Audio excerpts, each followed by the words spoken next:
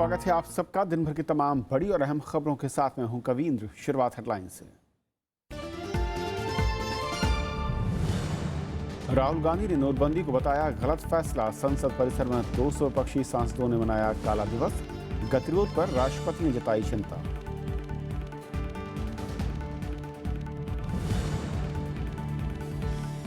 नोटबंदी के महीने भर बाद भी एटीएम और बैंकों में पैसे के लिए मारामारी। कतार में अब तक 90 से ज्यादा की मौत। पुलवामा में बैंक में हुई लूट।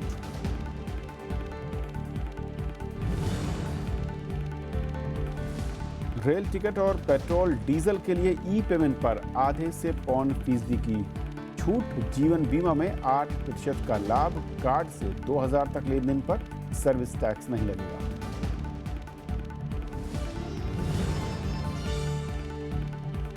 इलाहाबाद हाई कोर्ट ने 3 तलाक को बताया असंवैधानिक। कहा मुस्लिम महिलाओं के साथ क्रूरता। मुस्लिम पर्सनल लॉ बोर्ड देगा चुनौती।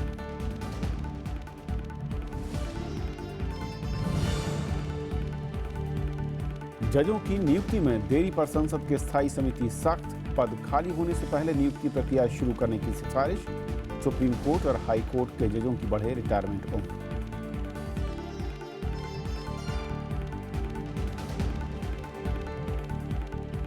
और आइए देखते हैं पहली खबर।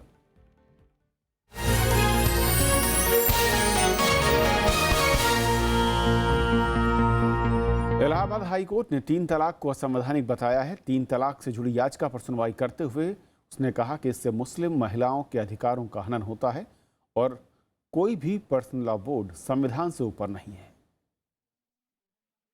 इलाहाबाद हाईकोर्ट ने 3 तलाक को मुस्लिम महिलाओं के खिलाफ क्रूरता और अपमानजनक बताया है। 3 तलाक को लेकर दायर याचिका की सुनवाई करते हुए कोर्ट ने कहा कि कोई भी पर्सनल लॉ संविधान से ऊपर नहीं है और भारत में अपनाया गया मुस्लिम कानून कुरान की भावनाओं के मुताबिक नहीं है। मुस्लिम महिला पर्सनल लॉ बोर्ड और महिलाओं ने कोर्ट के आदेश का स्वागत किया है। ये बहुत अच्छा पैगाम जाएगा और फैसला है। इससे हमारी औरतें उनके अंदर एक हौसला और एक उम्मीद जगी है कि हम लोग अब दर दर नहीं भटकेंगे। हमारी अदालत में हमको इंसाफ मिलेगा। जो पर्सनल लॉ बोर्ड है वो संविधान से ऊपर नहीं है। यही बात हम बहुत सालों से कहते आए हैं। हम कहते आए हैं कि किसी भी पर्सनल लॉ बोर्ड या किसी भी संस्था को ये अधिकार नहीं है कि वो महिलाओं के अधिकारों का हनन करती रहे। वहीं all India Muslim personal law board ने हाईकोर्ट के आदेश को शरीयत कानून के खिलाफ बताया है। 1 तलाक या 3 तलाक ये शरीयत का, इस्लामिक लॉज का एक हिस्सा है और उसमें किसी किस्म का कोई इंटरफेरेंस नहीं हो सकता। सरकार और राजनीतिक दलों ने भी इलाहाबाद हाईकोर्ट की टिप्पणी पर मिलीजुली प्रतिक्रिया दी है। रिफॉर्म होना चाहिए अलग बात है, मगर रिलीजन को रिलीजन तक ही महदूद होना चाहिए। कोर्ट्स इसमें इंटरप्रेट करना सही नहीं। इस्लामिक कानून नहीं गलत व्याख्या कर रहा है। कुछ इस्लामिक जो विद्वान हैं वो इसकी व्याख्या गलत कर रहे हैं। कोर्ट्स के फैसलों से इत्तेफाक मैं रखती हूँ, लेकिन मैं जहाँ तक इस्लामी कानून को मानती हूँ, मेरे हिसाब से ट्रिपल तलाक सही है। मैं हर्ष महसूस कर रहा हूँ। इलाहाबाद हाईकोर्ट का जजमेंट आप लोग जिक्र कर रहे हैं, उससे मैं संतुष्ट हूँ। कारण है देश में महिलाओं के साथ न्याय होना चाहिए, ये सबका मत है और इसमें भेदभाव नहीं होना चाहिए। इलाहाबाद हाईकोर्ट ने 5 नवंबर को 3 तलाक से जुड़ी याचिका को खारिज करते हुए ये टिप्पणी की थी। 3 तलाक को लेकर सुप्रीम कोर्ट में भी सुनवाई चल रही है। Bureau report, Rajya Sabha TV. तो 3 तलाक के मुद्दे पर इलाहाबाद हाई कोर्ट ने जिस तरीके से आज टिप्पणी की है, उसके बाद इस मामले पर अब देखना अहम होगा कि उच्च अदालत में, क्योंकि पर्सनल लॉ बोर्ड ने कहा है कि इस मामले को उच्च अदालत में ले जाएगा, वहाँ पर किस तरीके से इसको आगे बढ़ाया जाता है। लंबा विवाद इस मसले को लेकर रहा है और राजनीतिक दलों की ओर से भी जिस तरीके से इस मसले को लेकर आज बहुत ही संयमित प्रतिक्रियाएं सामने आई, उससे साफ होता है कि कानूनी जो परिधि है उसके दायरे में अंतिम फैसले तक शायद राजनीतिक दल कुछ भी कहने से बचना चाहते हैं। हालांकि मुस्लिम पर्सनल लॉ बोर्ड इस फैसले का विरोध कर रहा है और उसने पहले भी कहा था कि जो धार्मिक कानून है वो उसे अलग रखा जाना चाहिए और जो देश का कानून है वो उसमें दखल नहीं देना चाहिए उसको। इस तरह की दलील मुस्लिम पर्सनल लॉ बोर्ड की रही है।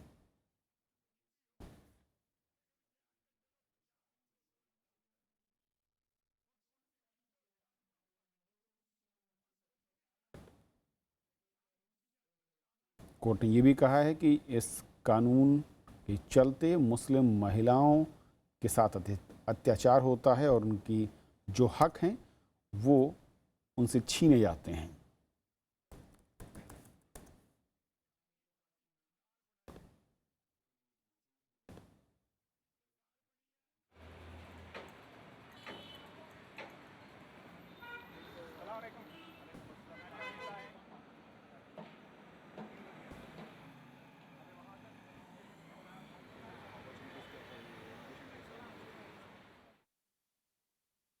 और जो आज सुनवाई हुई उसमें कई अहम टिप्पणियां भी आई हैं। जो बहस हुई है उसमें ये भी कहा कोर्ट ने कि कुछ लोग कुरान की मनमानी व्याख्या भी कर रहे हैं और साथ ही उन्होंने कहा कि ये जो कानून है 3 तलाक का जो ये मुस्लिम महिलाओं के साथ क्रूरता है और साथ ही साथ देश और समाज के हित में ये नहीं है।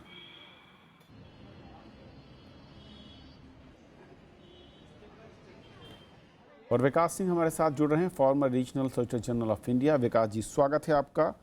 सबसे पहले तो मैं समझना ये चाहूँगा कि कोर्ट ने इस मसले को लेकर आज जो कहा, ये एक आदेश के तौर पर है या बहस के दौरान टिप्पणी है? इसे किस तरीके से लीगल फ्रेमवर्क में अगर देखें तो क्या है ये? देखिए, कोर्ट ने कहा है कि चूंकि ये मामला सुप्रीम कोर्ट में लंबित है इसलिए हम ज़्यादा नहीं बोलेंगे, लेकिन उन्होंने एक लेडी को रिलीफ दी है ये कह के कि इस तरह का ट्रिपल तलाक से एक डिवोर्स हस्बैंड अपनी वाइफ को नहीं दे सकता है। और उसमें उन्होंने ये कहा है कि कॉन्स्टिट्यूशनल जो राइट होते हैं हम एक हर सिटीजन को इस कंट्री में, वो पर्सनल लॉ कॉन्स्टिट्यूशनल राइट को ओवरराइड नहीं कर सकते। और जहां तक ये मामला है कोर्ट के सामने, सुप्रीम कोर्ट में भी इसकी अभी मैटर पेंडिंग है और सुप्रीम कोर्ट भी इसकी सुनवाई करेगा, जहां गवर्नमेंट ने भी स्टैंड लिया है कि ट्रिपल तलाक से डाइवोर्स नहीं होना चाहिए। लेकिन जो इशू है वो थोड़ा लार्जर इशू है। लार्जर इशू ये है कि इंडिया में मुस्लिम्स के लिए कोई कानून नहीं है जिसमें एक मुस्लिम मेल अपनी वाइफ को डाइवोर्स दे सके। और ये एक हमारे पार्लियामेंट को इस प्रॉब्लम को एड्रेस करना चाहिए था, एक कानून बनाना चाहिए था, क्योंकि ये कानून नहीं होने की वजह से ये लोग अपने पर्सनल लॉ का सहारा लेते हैं डिवोर्स देने के लिए। अब आप जहाँ तक पर्सनल लॉ की बात कीजिए तो कोर्ट ने कहा है कि ना कुरान में ना कहीं इनके मुस्लिम लॉ में कहीं पे भी ऐसा ये सैंक्टिटी इसको नहीं दी गई है और इसका कोई इस तरह से डिवोर्स देना जो है it is against the individual right of the women. और इसीलिए कहा है कि भाई इस तरह से डिवोर्स मानना गलत होगा and it will be against the constitutional right जी। बट जो यूनिफॉर्म सिविल कोड की बात आ रही है वो भले यूनिफॉर्म सिविल कोड में डिले हो, लेकिन कम से कम मुस्लिम मैरिज एक्ट करके कुछ आना चाहिए या एक यूनिफॉर्म मैरिज एक्ट आना चाहिए, जो कि जैसे अभी हिंदू मैरिज एक्ट है इस देश में जी जी, तो हिंदू मैरिज एक्ट को सब्स्टिट्यूट करके एक जो एक मतलब रिलीजन से हट के हो, एक कॉमन मैरिज एक्ट हो जो कि सारे इंडियंस पे अप्लाई करे। दो बातें तकनीकी तौर पर मैं थोड़ा सा क्लैरिफिकेशन चाहूंगा। आपके मुताबिक कानूनी फ्रेमवर्क में देश में मुस्लिम समाज के लिए कोई ऐसा कानून नहीं जहां पर वो उसके जरिए डाइवोर्स दे सके, यानी कि हिंदू मैरिज लॉ एक्ट है और वो देश के लिए होना चाहिए ना कि किसी एक धर्म के लिए, आप ये कहना चाह रहे हैं, देश के सिटीजन के लिए?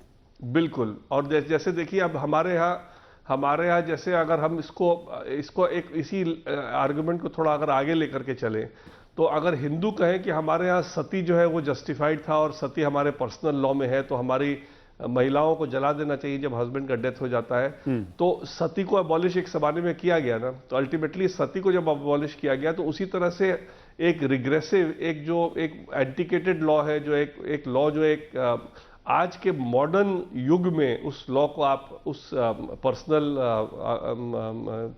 कन्वेंशन को अगर आप उसको एक्सेप्ट नहीं करते हैं, तो जो पार्लियामेंट का काम है वो यही है ना कि भाई समय के साथ साथ नए कानून बनाए। बिल्कुल। और जैसे जैसे देश आगे बढ़ रहा है वैसे वैसे जितने भी पुराने इस तरह के एक प्रैक्टिसेस हैं या एक कह लीजिए जो एक कन्वेंशन है या एक पर्सनल लॉ में जो कमियां हैं उसको दूर करके एक कानून लाना चाहिए।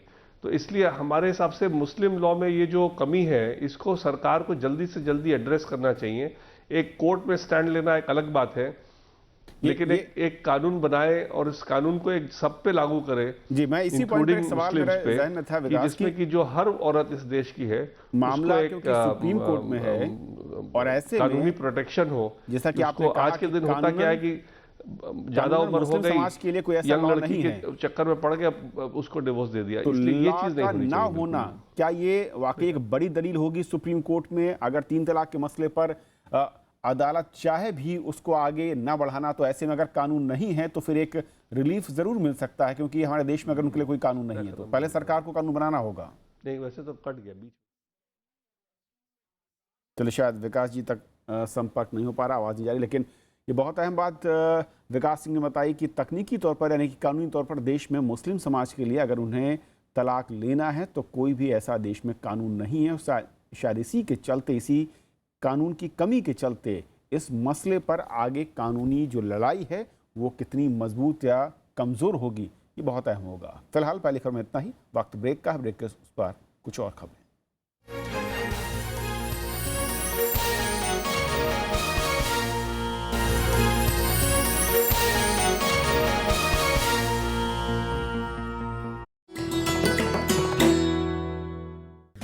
MC मैरी कॉम सफलतम भारतीय महिला मुक्केबाज, विश्व चैंपियनशिप में 5 स्वर्ण और 1 रजत, लंदन ओलंपिक्स में कांस्य और एशियन गेम्स में कांस्य पदक विजेता।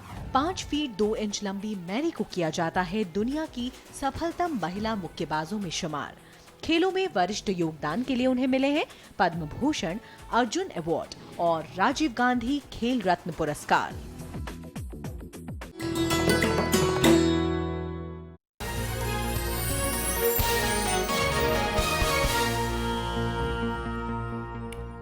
नोटबंदी के खिलाफ विपक्ष ने विरोध प्रदर्शन तेज कर दिए हैं। संसद परिसर में आज 15 विपक्षी दलों के करीब 200 सांसदों ने मौन प्रदर्शन किया।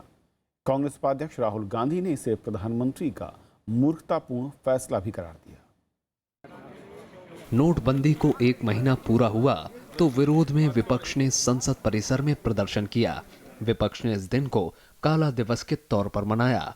विपक्षी सांसदों ने हाथ पर काली पट्टी बांधी और मौन रखकर लाइन में लगकर जान गंवाने वालों को श्रद्धांजलि दी। कांग्रेस उपाध्यक्ष राहुल गांधी ने आरोप लगाया कि लोग बेहाल हैं और प्रधानमंत्री नरेंद्र मोदी बार बार रुख बदल रहे हैं। पहले ब्लैक मनी की बात हो रही थी, अब ब्लैक मनी की बात नहीं हो रही। उसके बाद आतंकवाद की बात हुई, उसके बाद काउंटरफिट की बात हुई, अब कैशलेस बात हो रही है। प्रधानमंत्री आगे पीछे दौड़ रहे हैं। मैं कह रहा हूं कि आप अंदर आइए, लोकसभा में आइए, बैठिए और हमें बोलने दीजिए जो हम बोलना चाहते हैं, फिर रिप्लाई करना। विपक्षी दलों का आरोप है कि 1 महीने बाद भी देश की 90% जनता परेशान है और सरकार जवाब देने से बच रही है।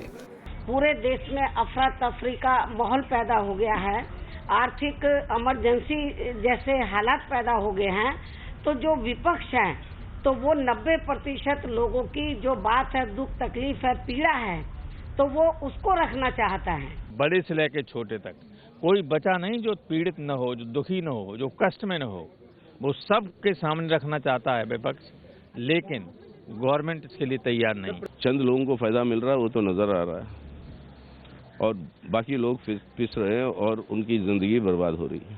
तो इसके पीछे ये जो षड्यंत्र जो है इसकी खुलासा करने के लिए एक जेपीसी की जरूरत है, उसको गठित करें।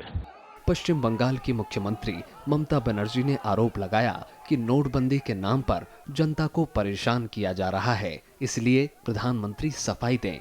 Under the leadership of present Prime Minister, the government has been derailed totally. এবং পাবলিককে টোটাল হ্যারাসমেন্ট, তার বদনাম করা, তাকে হস্টাইল করা, তার বিজনেস নষ্ট করে দেওয়া।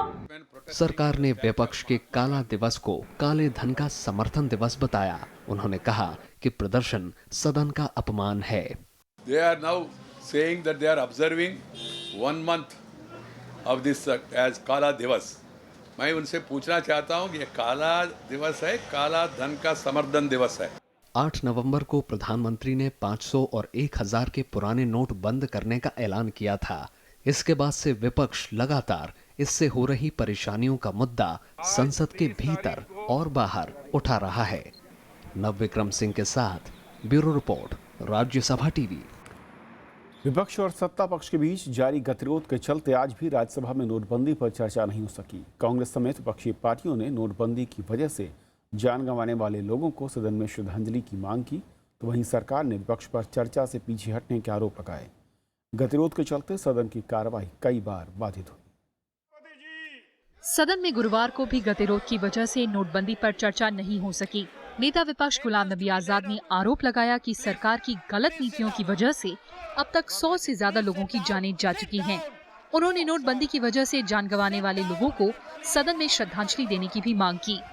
100 से ज्यादा लोगों को जो सरकार की गलत नीति की वजह से, नोटबंदी की वजह से किसी की शादी नहीं हो पाई, किसी की बेटी की शादी नहीं हो पाई, किसी को दवाई नहीं मिल पाया, कोई हॉस्पिटल नहीं दाखिला कर पाया, ट्रेजरी बेंचेस नहीं थे, किसी के पास अनाज खरीदने के लिए पैसे नहीं थे, उनको श्रद्धांजलि हमने बाहर पार्लियामेंट के बाहर दे दी। ये शर्म की बात है। इस मुद्दे पर टीएमसी और बीएसपी ने भी कांग्रेस का साथ दिया और सरकार की नीतियों की आलोचना की। Sir, we are talking about the dead people. Do you have a zero hour mention? Talking of the poor people who are benefited by this government decision, historic decision of the government. Dead should be mourned. Sir, dead should be mourned. All right. Not to be objected. Okay, fine. ये पहली बार देख रहे हैं कि काले धन के मुद्दे पर बहुत चाहते चर्चा करना, डिस्कशन कर नहीं रहे। काले धन के गुलेरों की कंगाली पर विपक्ष के आरोपों को खारिज करते हुए सरकार ने चर्चा जारी रखने पर जोर दिया।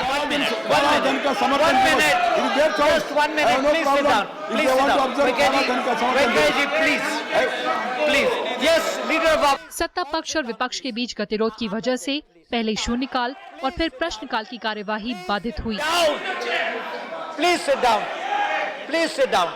भोजन अवकाश के बाद भी सदन में गतिरोध जारी रहा। अवरोध की वजह से सदन की कार्यवाही शुक्रवार सुबह 11 बजे तक स्थगित करनी पड़ी। विशाल दहिया के साथ कृति मिश्रा, राज्यसभा टीवी। नोटबंदी को 1 महीना पूरे होने के बाद लोगों की दिक्कतों से जूझना कम नहीं हुआ। बैंक जाने पर भी पर्याप्त पैसे नहीं मिल रहे तो एटीएम में कैश कुछ ही घंटों में खत्म हो जाता है। नोटबंदी के बाद कतार में मरने वालों की संख्या का आंकड़ा 90 को पार कर चुका है। लुधियाना में आज एक महिला भी इसी का शिकार हुई। नोटबंदी को 1 महीना पूरा हो गया है, लेकिन हालात नहीं बदले हैं। देश भर के बैंकों और एटीएम के बाहर कतारें कम होने का नाम नहीं ले रही। दिल्ली में एक एटीएम के बाहर खड़े कुलदीप और उनके साथी पिछले कई दिनों से सिविल सर्विसेज की क्लास नहीं जा पा रहे। परेशानी ये है कि मकान मालिक चेक या कार्ड से किराया लेने को तैयार नहीं है और उन्हें 15,000 रुपए चुकाने हैं। सुबह 7 बजे आओ और 3 बजे तक लाइन में लग रहे हो, उसके बाद कैश ही नहीं है, तो इस वजह से काफ़ी प्रॉब्लम हो रही है। और आने जाने का जो वो तो है ही एक्सपेंस, ऊपर से जो रेंट वगैरह प्रॉब्लम है और इंस्टीट्यूट की जो फीस है। मकान मालिक काफ़ी प्रॉब्लम क्रिएट कर रहे हैं क्योंकि वो लोग कैश ले नहीं रहे हैं किसी भी तरीके से, मतलब कैश ही ले रहे हैं सॉरी। और तो डेली यहाँ पे 15,000 हम लोग का रेंट है, तो आकर के डेली 4 से 5 घंटे लाइन में लगो। देश के दूसरे इलाकों में भी हालात कुछ ऐसे ही हैं। केरल के लोगों का कहना है कि नोटबंदी भले ही अच्छी हो, लेकिन बैंकों से पैसा नहीं मिलेगा तो रोजी रोटी कैसे चलेगी। തീർച്ചയായിട്ടും ഇത് ഒരുപാട് ബുദ്ധിമുട്ടുണ്ടായി എന്നുള്ളത് വളരെ സത്യമായിട്ടുള്ള കാര്യമാണ്. ഇപ്പോൾ സാധാരണക്കാരെ സംബന്ധിച്ചിടത്തോളം ഇപ്പം ATM-ൽ വന്നിട്ട് അല്ലെങ്കിൽ കാർഡ് ഉപയോഗിക്കാൻ അറിഞ്ഞുകൂടാത്ത ഒരുപാട് ആൾക്കാരുണ്ട്. जम्मू में भी हालात नहीं बदले हैं। 1 महीने के बाद भी लोग नकदी की समस्या से जूझ रहे हैं। पंजाब के फजिक्का में 1 महीने से लोग सुबह उठने के बाद सबसे पहले लाइन में लगते हैं। कुछ को नकदी मिल जाती है और कुछ को निराश लौटना पड़ता है। वाराणसी के लोगों का कहना है कि ना तो बैंकों के पास पर्याप्त नकदी है और ना ही ATM में पैसा। कल भी हम लोग लाइन लगाए, फिर चले गए, कैश खत्म हो गया, फिर आए हैं दोबारा, फिर लाइन में लगे हुए हैं, शायद मिल जाए। ATM में जो 2,000 रुपया पर डे निकलता है, इसको बढ़ाया जाए। अभी उन्होंने 2500 किया था, लेकिन अभी 2500 भी कम है क्योंकि इससे लोगों की परेशानी दूर नहीं हो पाती। कितने तो सानू 40,000 दे दिया, कितने 2,000 दे दिया, कितने छुट्टी कर देंगे। सैलरी वाले लाख दे जाते हैं, सानू कोई सुनाई नहीं हो रही जिम्मेदारां दी। इस बीच प्रधानमंत्री नरेंद्र मोदी ने नोटबंदी का फिर बचाव किया है। उन्होंने कहा कि इस फैसले से किसानों, व्यापारियों और मजदूरों को फायदा होगा। प्रधानमंत्री ने ट्वीट पर लिखा कि ये एक यज्ञ है जिसमें अभी दिक्कत हो रही है, लेकिन भविष्य में लाभ होगा। नोटबंदी के बाद सरकार ने रियायतें तो कहीं दी, लेकिन उसका असर ना तो जनता पर और ना ही बैंकों के बाहर लगी लाइन पर पड़ता दिखा। अब सवाल उठना लाजमी है, क्योंकि प्रधानमंत्री की ओर से दिए हुए 50 दिन की मियाद में से 30 दिन खत्म हो चुके हैं और बैंकों के बाहर लगी लाइन है जो खत्म होने का नाम नहीं ले रही। अनु दीवान के साथ ब्यूरो रिपोर्ट, राज्यसभा टीवी। नोटबंदी के बीच सरकार ने डिजिटल भुगतान पर कई तरह की छूट की घोषणाएं की हैं। वित्त मंत्री अरुण जेटली ने बताया कि कार्ड से पेट्रोल डीजल की खरीद करने पर 0.75% की छूट मिलेगी। रेलवे की मासिक और सीजनल पास का भुगतान डिजिटल तरीके से करने वालों को जनवरी से ½ का डिस्काउंट मिलेगा। रेलवे कैटरिंग और रिटायरिंग रूम बुक करने वालों को 5% की छूट मिलेगी। ऑनलाइन रेलवे टिकट बुक करने वालों को 10 लाख का बीमा मुफ्त में मिलेगा। सरकारी बीमा कंपनियों की वेबसाइट से बीमा खरीदने पर 10% और प्रीमियम का भुगतान करने पर 8% की छूट मिलेगी। हाईवे पर टोल टैक्स का भुगतान RFID और फास्टैग से करने पर 10% का डिस्काउंट मिलेगा। वहीं 10,000 की आबादी वाले गांव में 2 स्वाइप मशीन लगाई जाएंगी। इस तरह से 1 लाख गांवों का चयन किया जाएगा।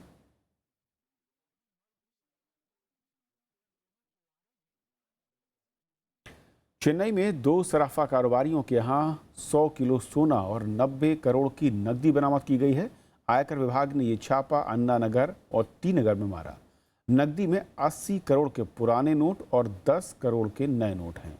उधर जम्मू कश्मीर के पुलवामा में संदिग्ध आतंकियों ने आज एक बैंक को लूट लिया। आतंकी नकाब पहने हुए थे और वो पिस्तौल दिखाकर नकदी ले गए। बैंक में करीब 10 लाख रुपए की नकदी थी। इससे पहले बड़गाम जिले में भी आतंकियों ने बैंक से 13 लाख रुपए की लूट की थी। राष्ट्रपति प्रणब मुखर्जी ने संसद के शीतकालीन सत्र में जारी गतिरोध पर चिंता जाहिर की है।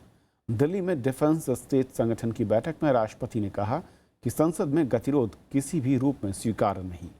उन्होंने साफ किया कि वो किसी को व्यक्तिगत तौर पर इसके लिए जिम्मेदार नहीं बता रहे, लेकिन संसद को बाधित करना अब रोज की बात हो गई है। राष्ट्रपति का मानना है कि संसदीय स्वतंत्रता का गलत फायदा नहीं उठाया जाना चाहिए। उन्होंने सांसदों से संसद के कामकाज को सुचारू रूप से चलाने की अपील की। इस मौके पर उन्होंने लोकसभा में महिला रिजर्वेशन विधेयक को पारित करने की भी वकालत की। Disruption is totally unacceptable in the parliamentary system. People send the representatives to speak, not to sit in dharna or not to create any trouble on the floor. For that, seats are still available. But for God's sake, do your job. You are meant to transact business. You are meant to devote your time for exercising the authorities of the members, particularly of Lok Sabha members, over money and finance. संसद की विधि और न्याय संबंधी स्थायी समिति ने उच्च न्यायपालिका में जजों के खाली पड़े पदों के मामले में गंभीर चिंता जाहिर की है। कांग्रेस सांसद आनंद शर्मा की अध्यक्षता वाली समिति ने कहा है कि हाई कोर्ट और सुप्रीम कोर्ट में जजों की नियुक्ति प्रक्रिया को और पारदर्शी बनाने की जरूरत है और साथ ही चयन के मापदंड भी सार्वजनिक होने चाहिए। सुप्रीम कोर्ट और हाई कोर्ट में जजों के खाली पड़े पदों और उन्हें भरने में देरी के मामले पर संसदीय स्थायी समिति की रिपोर्ट गुरुवार को संसद में पेश की गई। विधि एवं न्याय संबंधी स्थायी समिति ने सिफारिश की है कि सरकार और न्यायपालिका को आपसी विचार विमर्श के जरिए खाली पड़े पदों को भरने की कोशिश करनी चाहिए। समिति ने सिफारिश की है कि जब तक नियुक्ति के लिए कोई स्थायी तंत्र नहीं बनता, तब तक कॉलेजियम और मेमोरेंडम ऑफ प्रोसीजर के जरिए जजों की नियुक्ति जारी रखनी चाहिए। समय सीमा रहनी चाहिए। कॉलेजियम्स के लिए भी कई जगह पे देखा है, हाईकोर्ट के कॉलेजियम बहुत समय लेते हैं, फिर सुप्रीम कोर्ट के कॉलेजियम के बाद नाम भेजे जाने के बाद सरकार के पास 9 महीने पड़े रहते हैं। ये अच्छी ये बात नहीं है। इसके लिए भी समय सीमा हो कि 4 हफ्ते 6 हफ्ते में सरकार उसको प्रोसेस करके भेज दे। समिति की दूसरी सिफारिशों में कहा गया है कि नियुक्ति प्रक्रिया में पारदर्शिता हो और योग्यता और चयन प्रक्रिया के मापदंड सार्वजनिक हों। साथ ही खाली पड़े पदों की संख्या भी सार्वजनिक करने की सिफारिश की गई है। जजों की सेवानिवृत्त की उम्र बढ़ाने की सिफारिश भी समिति ने की है। सुप्रीम कोर्ट में रिटायरमेंट की उम्र 67 साल और हाई कोर्ट में रिटायरमेंट की उम्र 65 साल करने की सिफारिश है। समिति ने यह भी कहा कि पद खाली होने से पहले ही नियुक्ति प्रक्रिया शुरू की जानी चाहिए और इसके लिए एक नियमित रजिस्ट्री भी बनाई जा सकती है। हर हाई कोर्ट की रजिस्ट्रार के कार्यालय में एक स्पेशल सेल बनना चाहिए जहाँ पे तमाम उन लोगों के नाम रखे जाएं जो कि क्वालिफाई करते हैं हाई कोर्ट के जजेस बनने के लिए। पूरी जानकारी रहे उन लोगों के बारे में, उससे आसानी होगी और सही समय पे नियुक्ति होंगी। समिति ने यह भी कहा कि राष्ट्रीय सुरक्षा या व्यापक जनहित की आड़ लेकर सरकार को किसी जज के नाम की सिफारिश को रद्द करने का वीटो इस्तेमाल नहीं करना चाहिए। समिति ने कहा कि उच्च न्यायपालिका में महिलाओं के प्रतिनिधित्व को भी प्रोत्साहन दिया जाना चाहिए। उच्च न्यायपालिका में जजों के खाली पड़े पदों के मामले में न्यायपालिका और सरकार के बीच हाल के दिनों में कई बार टकराव देखने को मिला है, लेकिन संसद में पेश हुई विधि और न्याय संबंधी स्थायी समिति की रिपोर्ट में ये साफ सिफारिश की गई है कि सरकार को न्यायपालिका से टकराव से बचना चाहिए और साथ ही ऐसे रास्ते भी खोजने चाहिए जिससे कि उच्च न्यायपालिका में जजों के पद खाली न पड़े रहें। दिल्ली में कैमरामैन कवलजीत के साथ पंचानन मिश्रा, राज्यसभा टीवी। तो इस बुलेटिन में इतना ही। नमस्कार।